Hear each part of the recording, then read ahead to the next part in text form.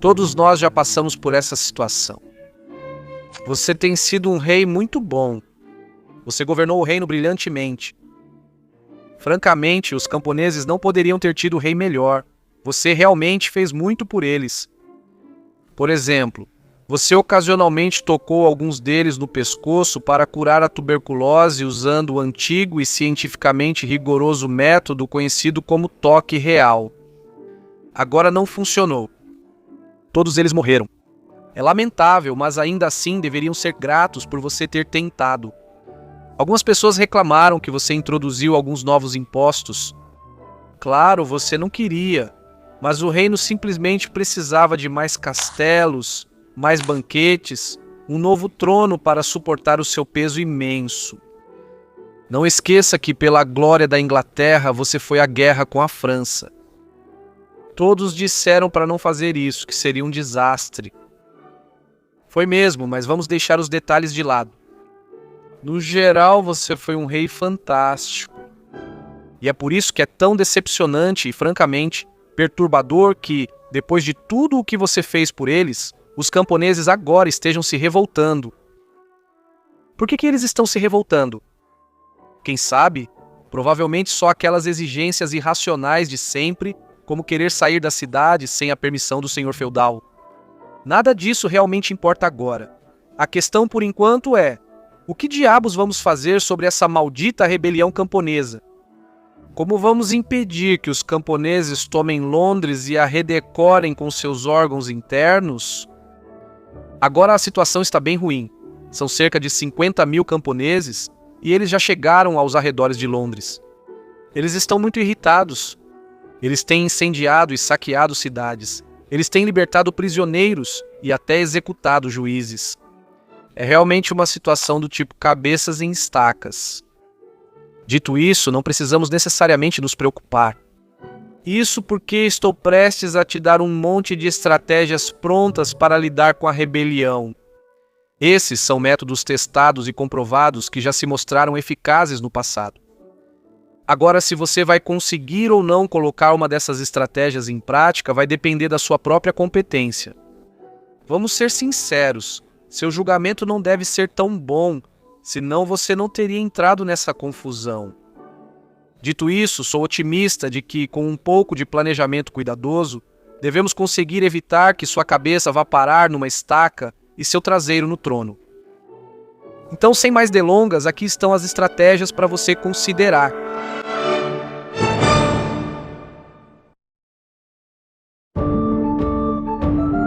A primeira é um verdadeiro clássico, é uma das minhas favoritas. Ela foi empregada inúmeras vezes por vários reis diferentes e tem uma taxa de sucesso muito alta. Basicamente, o que você vai fazer é dizer aos camponeses que vai dar a eles tudo o que eles querem. Você vai ceder a todas as exigências deles. Isso vai deixá-los incrivelmente felizes. Eles ficarão radiantes ao saber que tem um rei que se importa tanto com eles.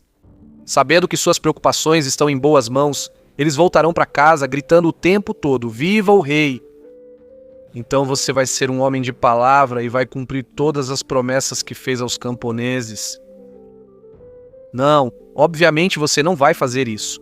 O que você vai fazer é, quando os camponeses estiverem em segurança de volta em suas casas, você vai encontrar os líderes rebeldes e matá-los. Por fim, você vai declarar todas as promessas que fez nulas e sem efeito. Como você pode ver, é uma estratégia simples. Eu acho que isso tem uma certa beleza. É uma feliz combinação de engano e violência. Agora, historicamente, essa estratégia tem sido muito eficaz. Temos vários exemplos de que ela funciona muito bem. O primeiro é talvez a revolta mais famosa de toda a história inglesa, a Revolta dos Camponeses de 1381. Agora, só para te situar, foi uma revolta contra Ricardo II, que tinha apenas 14 anos na época. Agora, a revolta começou por vários motivos. Primeiro, a peste negra tinha matado recentemente uma grande parte da população, então os camponeses tinham mais poder de negociação com seus senhores. Essencialmente, eles podiam exigir salários mais altos. No entanto, uma lei foi aprovada que congelou os salários no mesmo nível em que estavam antes da peste negra. Os camponeses viam isso como injusto porque sabiam que o trabalho deles valia mais do que estavam recebendo. Outra causa da revolta foi que as pessoas estavam irritadas porque estavam sendo muito taxadas. Antes da revolta dos camponeses, existiam 3 impostos de captação. Os impostos de captação eram basicamente impostos em que todos pagavam o mesmo valor, independentemente de serem ricos ou pobres. Me parece justo, mas por algum motivo, os impostos de captação geraram muita raiva e ressentimento. Na verdade, o terceiro imposto de captação foi o que provocou a rebelião. Funcionários reais foram a Essex cobrar o imposto de captação, mas os moradores da vila se recusaram a pagar. Quando o coletor de impostos tentou forçá-los a pagar, foi expulso violentamente pelos camponeses. Quando a notícia disso se espalhou pela região vizinha, eles também passaram a atacar funcionários reais e se recusaram a pagar impostos. Em pouco tempo, milhares de rebeldes marchavam em direção a Londres, exigindo o fim da servidão e a abolição do imposto de captação. Agora, a situação ficou realmente muito ruim. Os rebeldes conseguiram entrar em Londres porque alguns traidores abriram os portões para eles. Não é exagero dizer que eles praticamente controlavam toda a cidade. Agora, como você pode imaginar, com o controle da cidade, eles fizeram algumas atrocidades bem camponesas. Eles conseguiram capturar o chanceler, arrastaram-no para a rua e o decapitaram. Eles também incendiaram o Palácio Savoy, a bela residência do honorável João de Gante. Naquela época, ele era um dos mais ricos do país. Como você pode ver, os camponeses estavam completamente fora de controle e, para piorar, nosso garoto Ricardo, Sua Majestade o Rei, quase não tinha tropas em Londres naquela época. Então, o que Ricardo fez? Bem, ele executou com perfeição a estratégia de que estou falando. Ele se encontrou com os rebeldes nos arredores de Londres em um lugar chamado Mile End e basicamente disse: sim, eu vou dar a vocês tudo o que querem. Ele prometeu a eles o fim da servidão, liberdade de movimento, impostos mais baixos, tudo isso. Então, no dia seguinte, Ricardo se encontrou novamente com os rebeldes e nessa reunião, não sabemos exatamente o que aconteceu, mas basicamente algum tipo de confusão começou. Na verdade, no final, o líder dos rebeldes, Wat Tyler, acabou sendo morto por um dos oficiais do rei. Isso poderia ter levado à anarquia total e os rebeldes poderiam facilmente ter matado o rei Ricardo. O que os salvou foi que ele novamente prometeu dar a eles tudo o que queriam. Então, e esse foi o verdadeiro golpe de mestre. Ele conseguiu realmente tirá-los de Londres. Ele apenas pediu que os seguissem e os levou para fora dos portões de Londres. Como pode ver, esses rebeldes às vezes são bem ingênuos. Com os rebeldes fora de Londres, o rei Ricardo conseguiu reunir suas forças a ponto de os rebeldes serem superados em número e cercados. E com a posição deles de repente muito mais fraca, eles decidiram voltar para casa. Como pode ver, Ricardo só precisou dizer aos rebeldes que faria o que queriam, e isso já foi suficiente. Agora, é claro, Ricardo não tinha nenhuma intenção de realmente cumprir sua palavra. Então, assim que a rebelião acabou, ele voltou atrás em tudo o que havia prometido e, finalmente, mandou executar muitos dos líderes rebeldes. Então, isso te dá uma ideia de como essa estratégia funciona, e como você pode ver, ela pode funcionar muito bem. Outro bom exemplo de como isso funciona bem é a peregrinação da graça. Só para te atualizar sobre isso, foi a maior rebelião contra Henrique VIII.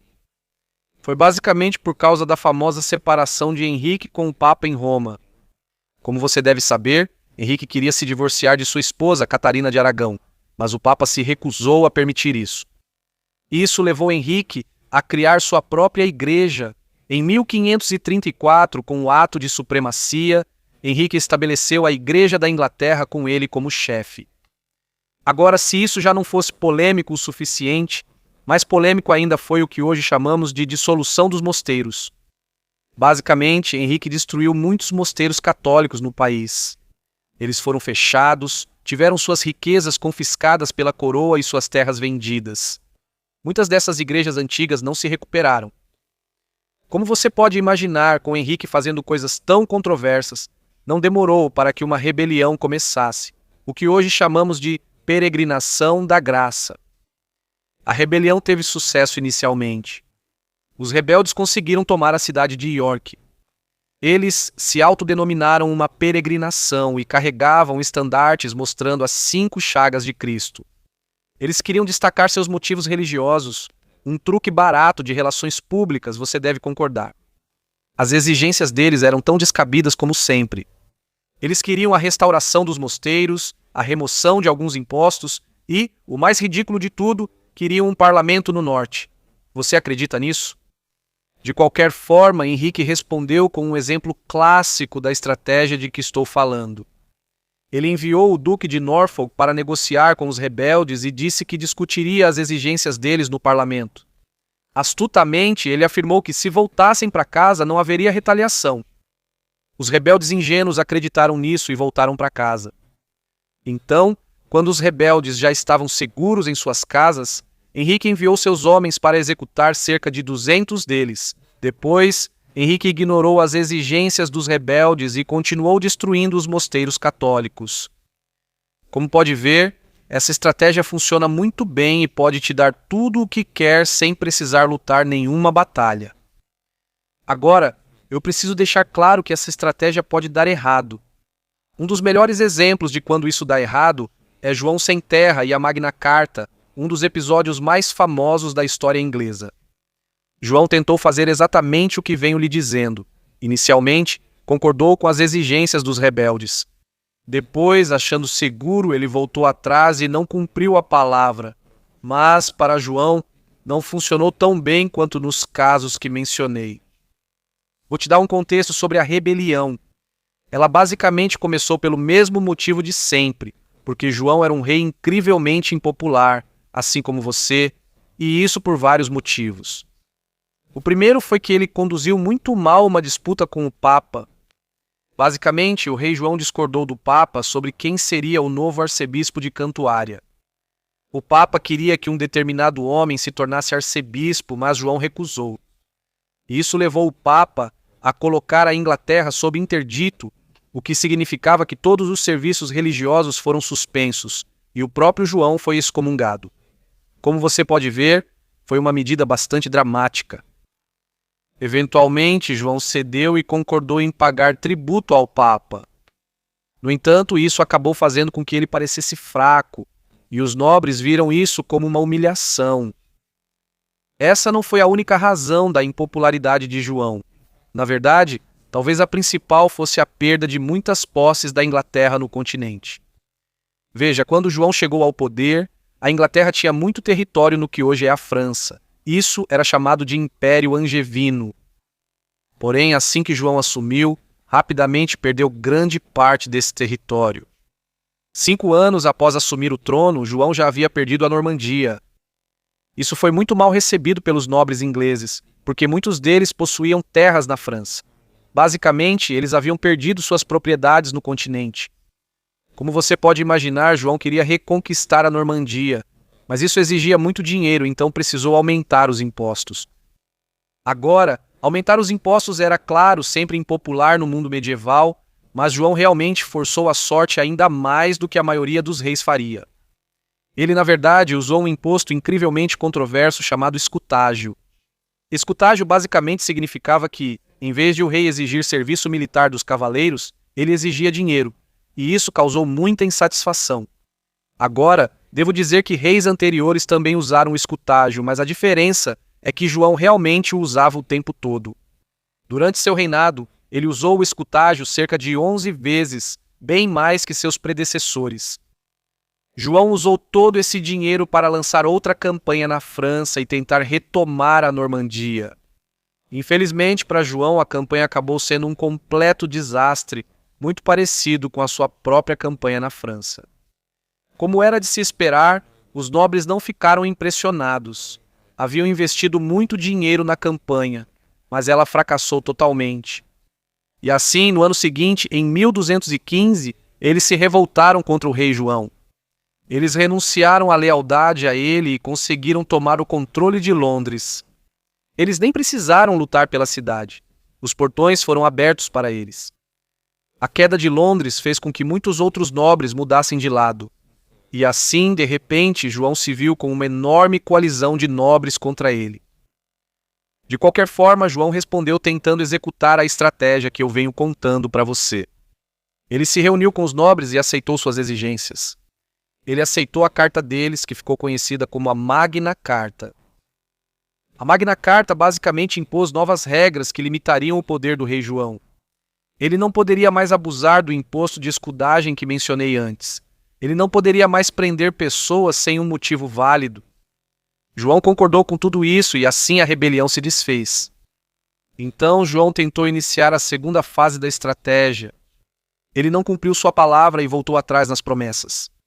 Agora, ele realmente tinha um plano bastante criativo, que era apelar ao Papa para declarar a Magna Carta inválida.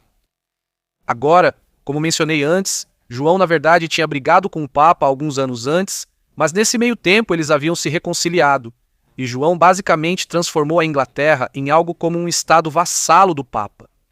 E por causa disso, o Papa agora queria apoiar João em seu conflito com os barões. De qualquer forma, o Papa Inocêncio III declarou a Magna Carta nula.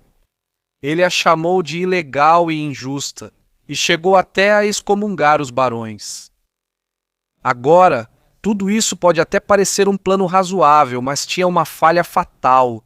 Os barões eram mais do que capazes de formar outro exército e se rebelar novamente. E foi exatamente isso que eles fizeram. Assim que João voltou atrás na Magna Carta, os barões conseguiram rapidamente reunir outro exército e organizar outra rebelião. Na verdade, eles tinham uma carta na manga vinda do continente, que era o príncipe Luís da França, o homem que viria a se tornar Luís VIII. Os barões convidaram Luís para invadir a Inglaterra e reivindicar o trono. Agora, tenho certeza de que você concorda, mas em termos de história inglesa, isso foi um golpe realmente baixo, absolutamente desleal. De todo modo, a situação de João agora estava ainda pior que antes. Parecia que ele ia perder a guerra e quero dizer, embora a gente não goste de pensar nisso, a Inglaterra poderia até ter ficado com um rei francês. Então, como João saiu dessa situação complicada? Bem, basicamente morrendo de diarreia. Agora, eu não incluí isso como uma estratégia potencial para você considerar na sua situação atual, porque imagino que não seja esse o caminho que você quer seguir, mas acho que, teoricamente, essa é outra opção disponível para você. Com João morto, os rebeldes decidiram que não queriam um rei francês, e assim seu filho Henrique tornou-se o rei Henrique III. No geral, eu diria que toda essa estratégia de concordar e depois voltar atrás pode funcionar muito bem, mas também pode dar errado. Então você precisa estar ciente disso. Eu diria que se você pode ou não usar essa estratégia realmente depende de quem é o seu oponente. Acho que o motivo pelo qual funcionou na revolta dos camponeses e na peregrinação da graça é porque essas revoltas eram em sua maioria compostas por plebeus. Eles tinham muito pouco poder, pouca organização, e isso tornava realmente difícil para eles reacenderem a rebelião depois que o rei voltou atrás em sua palavra. No entanto, se você está enfrentando nobres que têm poder suficiente para levantar outro exército, então é bem possível que assim que você voltar atrás em sua palavra, eles se rebelem novamente. E, sabe, você pode acabar com um problema ainda maior nas mãos do que tinha inicialmente. Além disso, outro problema dessa estratégia é que ela depende de os rebeldes acreditarem em você quando você diz que vai fazer o que eles querem. A estratégia depende de os rebeldes serem ingênuos e crédulos o suficiente para confiarem em você. Agora, é claro, não há nenhum bom motivo para que eles não confiem em Vossa Majestade, além do fato de que você está mentindo. Mas vamos deixar isso de lado. Eles não têm motivos para não confiar em você, mas ainda assim podem não confiar. E se for esse o caso, então apenas dizer que você fará o que eles pedem não será suficiente para acalmá-los. E por causa disso, precisamos considerar algumas outras estratégias. Agora, o mais simples e direto é simplesmente enfrentar os rebeldes em batalha. Há muitos exemplos de reis que enfrentaram uma rebelião, enfrentaram os rebeldes em batalha e venceram, e isso acabou com a rebelião. Agora, uma das vantagens dessa estratégia é que você acaba passando uma imagem ótima, de muita força. Depois da rebelião, todos vão ficar apavorados com você. É ótimo. Então vamos dar uma olhada em alguns exemplos de casos em que essa estratégia funcionou. Um dos melhores exemplos é, na verdade, uma das rebeliões menos conhecidas sobre as quais vou falar, que é a Rebelião da Cornualha de 1497. Henrique VII estava no trono e queria financiar uma guerra contra a Escócia. Para isso precisava aumentar os impostos. História tão velha quanto o tempo. No entanto, o povo incrivelmente desleal da Cornualha, no extremo sudoeste da Inglaterra, não estava disposto a pagar os impostos. Eles achavam que a guerra não tinha relação com eles e não queriam pagar por isso. Eles se rebelaram contra a coroa e logo cerca de 15.000 rebeldes marchavam rumo a Londres. A resposta de Henrique VII foi muito simples. Ele os enfrentou na Batalha da Ponte de Deptford. A batalha acabou sendo muito decisiva, muito desigual, e cerca de 1.000 rebeldes foram mortos. Eles não conseguiram igualar a qualidade das tropas do rei. Isso foi em parte porque poucos nobres haviam se juntado à rebelião, então ela era muito fraca em termos de liderança militar. Após a batalha, os líderes rebeldes foram capturados e executados. Considerados traidores, foram enforcados, arrastados e esquartejados. Quanto aos rebeldes comuns, a maioria deles recebeu apenas multas em vez de execução. Isso porque Henrique preferia tirar o máximo de dinheiro deles. Acho que você concordaria que Henrique VII lidou brilhantemente com a situação, mostrando como enfrentar uma rebelião em batalha pode funcionar. Agora, é claro, eu tenho que dizer, nem sempre vai ser tão simples assim. Se você estiver enfrentando rebeldes mais competentes e mais experientes em batalha, então será muito mais difícil derrotá-los com uma vitória tão rápida e decisiva. A rebelião pode exigir bastante tempo e recursos para ser contida. Foi basicamente isso que aconteceu na rebelião de Owain Glyndŵr, no país de Gales, no início dos anos 1400. Basicamente, o contexto disso é que a Inglaterra havia conquistado o país de Gales cerca de um século antes, sob Eduardo I. Agora, eu não faço ideia do porquê, mas por algum motivo os galeses não gostavam de viver sob o domínio inglês.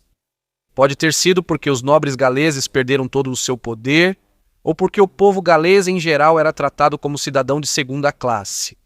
É difícil de entender, mas por algum motivo havia realmente muita mágoa contra o domínio inglês, e por isso o país de Gales estava pronto para a rebelião.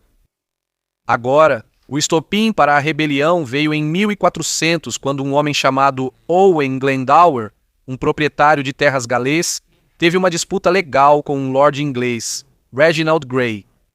Agora não sabemos exatamente o que aconteceu, mas é possível que Grey tenha usado suas conexões com a coroa inglesa para fazer com que os tribunais decidissem contra Glendower. Glendower ficou tão enfurecido com a forma como foi tratado que iniciou uma rebelião contra o rei inglês, Henrique IV. Glendower foi proclamado príncipe de Gales por seus seguidores, que logo tentaram conquistar territórios. A revolta foi inicialmente muito bem sucedida e se espalhou por todo o país de Gales. Glendower e seus homens conseguiram capturar vários castelos e cidades. Agora o rei, Henrique IV, não negociou, ele não ofereceu nenhuma concessão. A estratégia dele era simplesmente enviar um exército e enfrentar os rebeldes em batalha. Infelizmente, isso não funcionou. Na verdade, na Batalha de Bryn Bringlas, de 1402, o comandante inglês foi capturado pelos rebeldes. Agora, o mais preocupante de tudo é que, após ser capturado, o comandante inglês realmente mudou de lado e se juntou a eles. Como pode ver, havia traição por todos os lados. De qualquer forma, a situação ficou bem ruim. Em 1404, ou seja, 4 anos após o início da rebelião, Glyndŵr controlava grande parte do país de Gales. Com todo esse poder, fez coisas realmente horríveis. Ele estabeleceu um parlamento galês, se autoproclamou príncipe de Gales, e o mais chocante de tudo, realmente se aliou aos franceses, que então lhe enviaram apoio militar. De qualquer forma, por um tempo, realmente parecia que a rebelião poderia ter sucesso. No final, porém, Henrique IV, o rei inglês, por pouco conseguiu reverter a situação. Na verdade, ele tinha uma carta na manga que era seu filho, o homem que se tornaria Henrique VI. Como tenho certeza de que você sabe, Henrique V era na verdade um verdadeiro gênio no campo de batalha, e assim, nos anos seguintes, o príncipe Henrique conseguiu subjugar a rebelião. Como você pode ver, enfrentar os rebeldes em batalha nem sempre é uma solução rápida ou fácil. E eu realmente preciso enfatizar que vencer está longe de ser garantido. Há vários reis que enfrentaram rebeliões em batalha e perderam, perdendo o trono e, em alguns casos, a vida. Claramente, o exemplo mais famoso disso é, claro, Carlos I. Agora, nesta consulta, não temos tempo suficiente para entrar em muitos detalhes sobre todo esse episódio, mas a rebelião inicial começou por dois motivos principais. O primeiro motivo foi que o rei Carlos I não dava atenção ao parlamento. Na verdade, ele governou completamente sem o parlamento por 11 anos inteiros, o que ficou conhecido como, entre aspas, o governo pessoal. Nesse período, ele arrecadou dinheiro com impostos impopulares. Outra coisa que as pessoas não gostaram foi que ele tentou introduzir reformas religiosas que muitos protestantes da época acreditavam ser muito próximas do catolicismo. As pessoas basicamente achavam que ele iria tentar converter o país de volta ao catolicismo. De qualquer forma, Carlos lidou com toda a situação de maneira extremamente ruim. As relações com o parlamento ficaram extremamente tensas e, em 1641, o parlamento publicou uma enorme lista de acusações contra o rei. Mesmo até então, não teria sido tão difícil para o rei Carlos chegar a algum tipo de acordo com os rebeldes. Basicamente, ele teria precisado envolver mais o parlamento na tomada de decisões e potencialmente não aumentar alguns dos impostos que ele queria. Infelizmente para Carlos, ele estava longe de ser politicamente habilidoso o suficiente para fazer isso e, em 1642, cometeu um erro catastrófico. Basicamente, ele estava tão relutante em ceder que tentou entrar no parlamento com soldados para prender alguns dos deputados que se opunham a ele. Mal sabia ele que aqueles deputados já tinham escapado. Como você pode imaginar, isso aumentou muito a hostilidade entre apoiadores e opositores do rei. Ambos os lados logo formaram exércitos e, devido à incompetência de Carlos, a Inglaterra entrou em guerra civil. Agora, é claro, Carlos tentou derrotar os rebeldes em batalha, mas simplesmente não conseguiu. A primeira grande batalha foi Edge Hill, e Carlos não obteve vitória decisiva. Nos anos seguintes, ocorreram mais batalhas e, mais uma vez, Carlos não teve bom desempenho. Então veio a batalha mais importante, a Batalha de Naseby de 1645.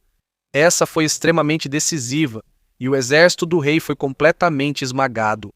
Por fim, em 1649, como tenho certeza de que todos vocês sabem, Carlos I foi julgado e executado por traição. Então, como vocês podem ver, tentar enfrentar uma rebelião em batalha pode dar extremamente errado. É muito, muito arriscado. E, portanto, se você puder tentar algum tipo de negociação, essa pode ser a melhor opção. Acredito que teria sido para Carlos. Foi a teimosia dele, tanto quanto a sua incompetência no campo de batalha, que, no final das contas, acabou levando à sua morte. Outra história que serve de alerta é a de Ricardo III. Agora, preciso dar um pouco de contexto sobre como Ricardo chegou ao trono em primeiro lugar. Essencialmente, Ricardo III chegou ao trono como resultado das Guerras das Rosas, que são um conjunto notoriamente complicado de guerras civis. Agora, não vou entrar em muitos detalhes sobre isso, mas basicamente, o que você precisa saber é que o irmão de Ricardo, Eduardo IV, estava no trono, e ele tinha 2 filhos. Por causa disso, parecia que a sucessão seria simples. O rei Eduardo tinha um herdeiro e um reserva, então, quando ele morresse, um de seus filhos se tornaria rei. No entanto, Eduardo morreu de forma muito repentina em 1483 e seu filho mais velho tinha apenas 12 anos na época, o que significava que ele não podia governar. Por causa disso, o irmão de Eduardo, Ricardo, tornou-se essencialmente regente.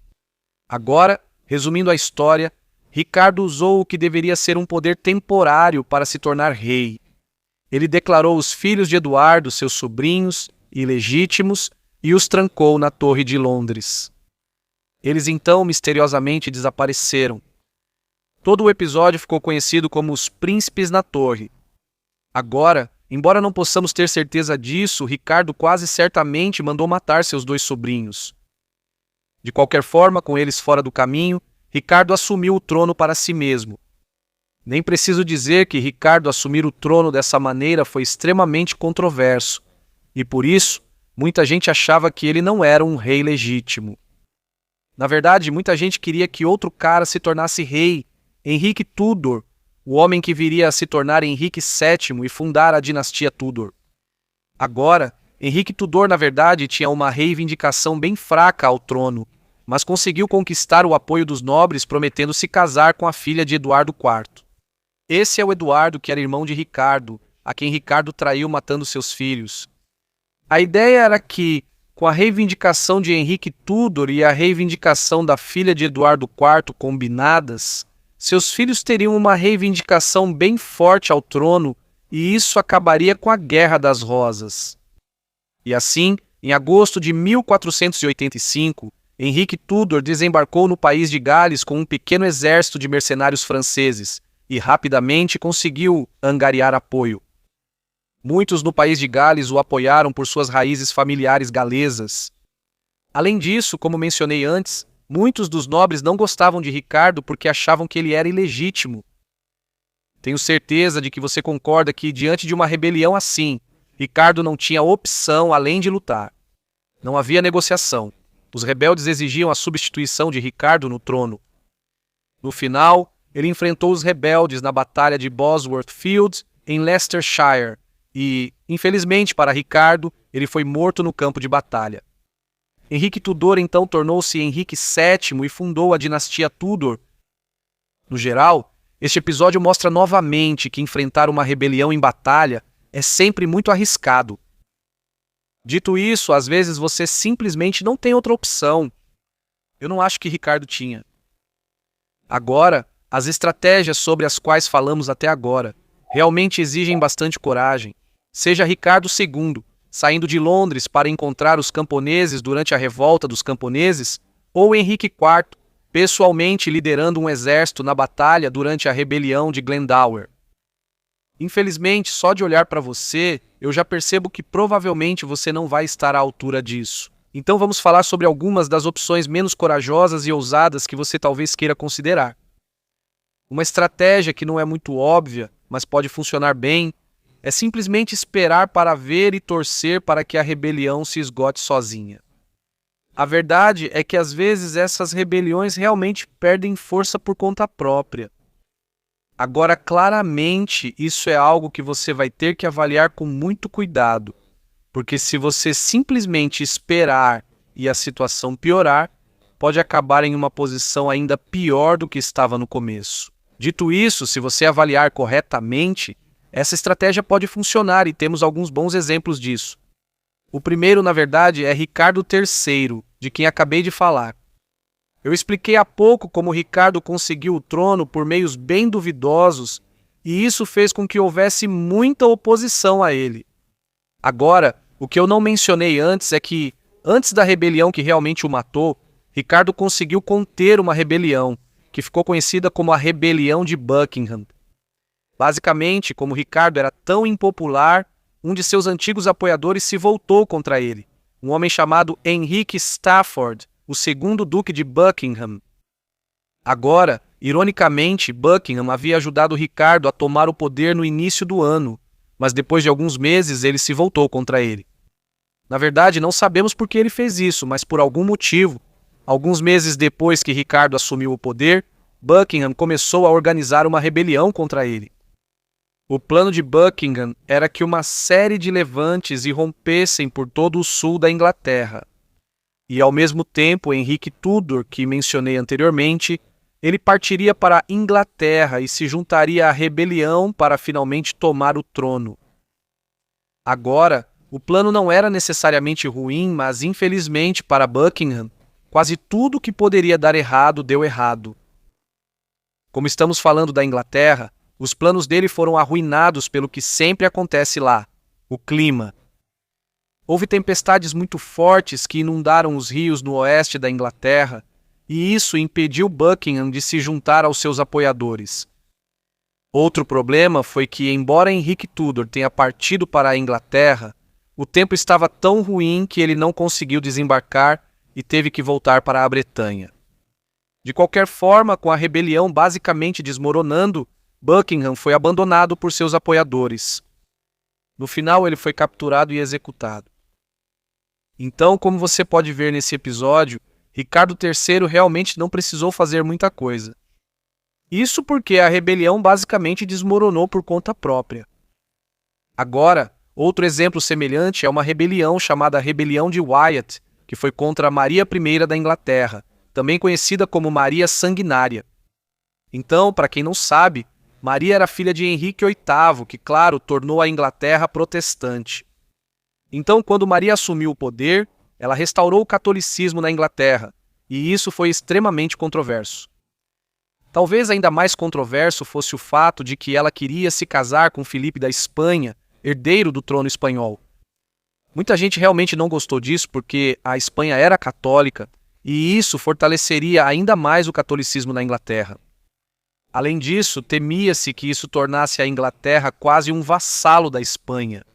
Você tem que entender que a Espanha estava no auge do seu poder na época, com uma enorme quantidade de riqueza vindo do seu império nas Américas. As pessoas estavam insatisfeitas com o casamento da Rainha Maria com Filipe da Espanha e, por isso, quiseram derrubá-la e tornar a Inglaterra protestante de novo. A rebelião começou em 1554, quando um homem chamado Thomas Wyatt reuniu um exército em Kent com cerca de 3.000 homens e marchou em direção a Londres. Agora, Maria respondeu não oferecendo concessões aos rebeldes, nem os enfrentando em batalha. Ela simplesmente deixou que eles marchassem para Londres. Agora, devo dizer que ela tentou reforçar seu apoio na cidade. O principal que ela fez foi discursar, dizendo que continuaria rainha e resistiria à rebelião. Wyatt e seu exército conseguiram chegar a Londres, esperando que apoiadores na cidade abrissem os portões para eles. Infelizmente para Wyatt, isso não aconteceu e ele foi completamente incapaz de entrar em Londres.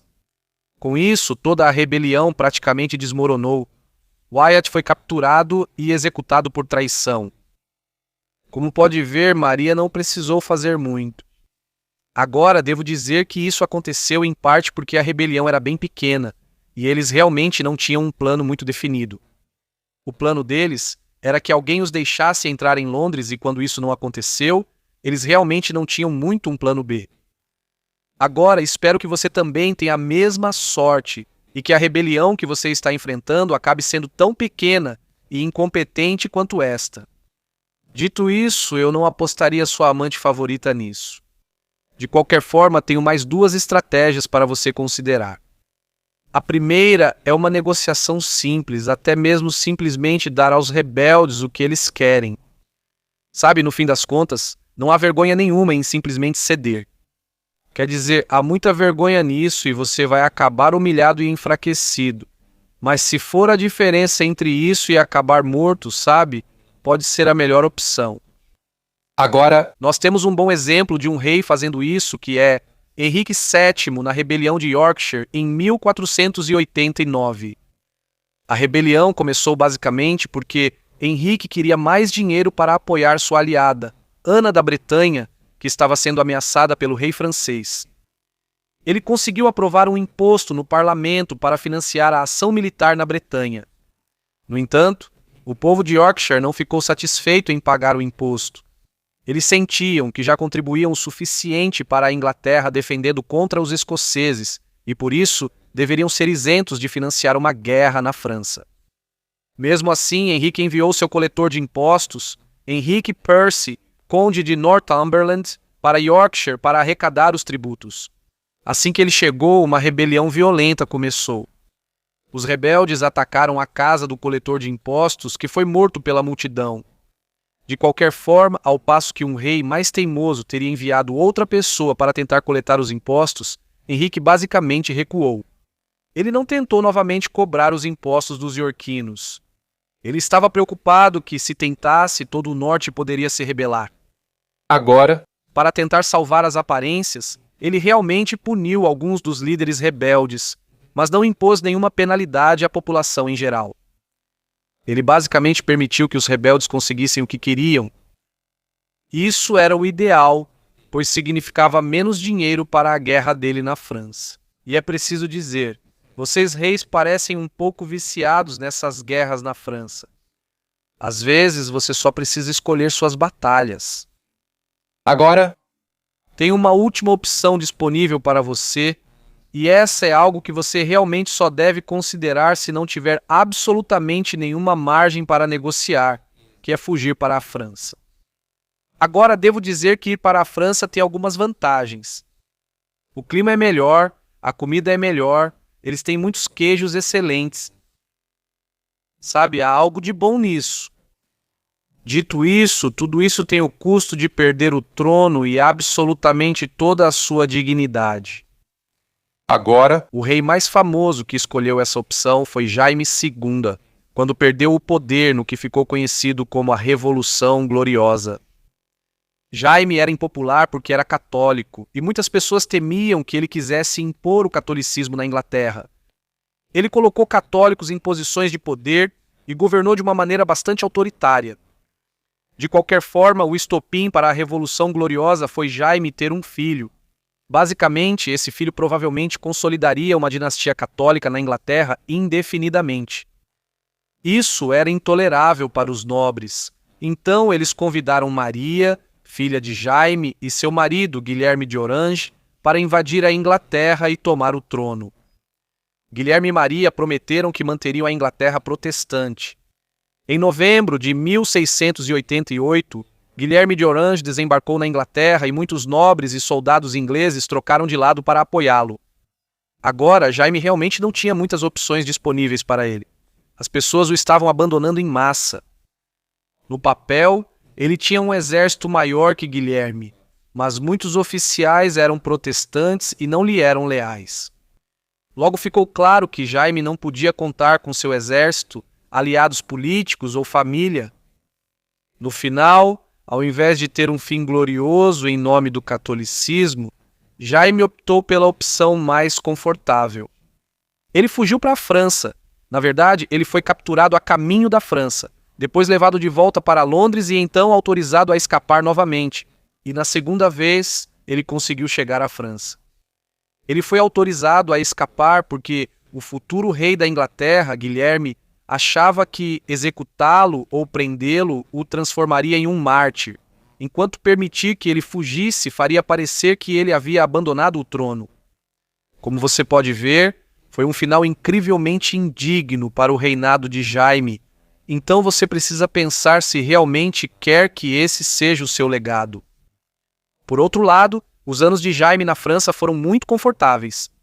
Ele foi recebido pelo rei francês Luís XIV, e ele recebeu uma residência muito luxuosa perto de Paris. Lá ele tinha toda uma corte no exílio e podia fingir para si mesmo que ainda era o legítimo rei da Inglaterra. No geral, essa opção claramente precisa ser um último recurso absoluto. Quero dizer, quem iria querer abandonar a Inglaterra para viver uma vida de extremo luxo na França, sem absolutamente nenhuma responsabilidade, com toda a comida que puder comer e inúmeras amantes? Enfim, isso conclui minha lista de estratégias potenciais de como lidar com a rebelião contra você. Espero que isso tenha lhe dado algo para pensar. Uma última coisa que gostaria de dizer é que, sabe, você realmente precisa resolver isso porque muitos reis ingleses tiveram fins muito cruéis por terem lidado mal com rebeliões. Um bom exemplo é Carlos I, que já citei. Carlos foi decapitado do lado de fora da Banqueting House em Londres, diante de uma grande multidão. Sabe, realmente não é uma maneira particularmente digna de partir. Eu também mencionei João antes, que morreu de diarreia enquanto lutava contra os rebeldes. Sabe, eu imagino que não é assim que você gostaria de ser lembrado com caganeira. Sinceramente, acredito que o pior que ocorreu a um rei inglês foi o destino de Eduardo II. Agora, ainda não falei sobre Eduardo II, mas a história dele é um ótimo alerta de como as coisas podem ficar realmente desagradáveis. Eduardo era impopular por muitos motivos. Primeiro, ele tinha alguns favoritos na corte que tinham muito poder, mas eram absolutamente odiados pelos nobres, e isso causou muito ressentimento. Outra coisa é que ele sofreu uma derrota terrível na Escócia na Batalha de Bannockburn. Essa derrota praticamente garantiu a independência da Escócia em relação à Inglaterra. Enfim, eventualmente, como Eduardo era tão impopular, a própria esposa dele acabou deposto ele.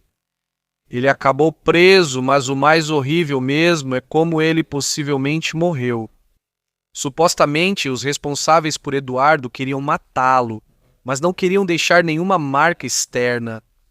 A solução deles foi esquentar uma barra de ferro até ficar em brasa e enfiá-la em um lugar bem além dos limites da dignidade real. Não sabemos se essa história é verdadeira. Há uma grande chance de que isso não seja verdade, mas espero que isso te dê algum incentivo para levar sua situação extremamente a sério. No fim das contas, tanto eu quanto você queremos ver seu esfíncter continuar sem ser chamuscado.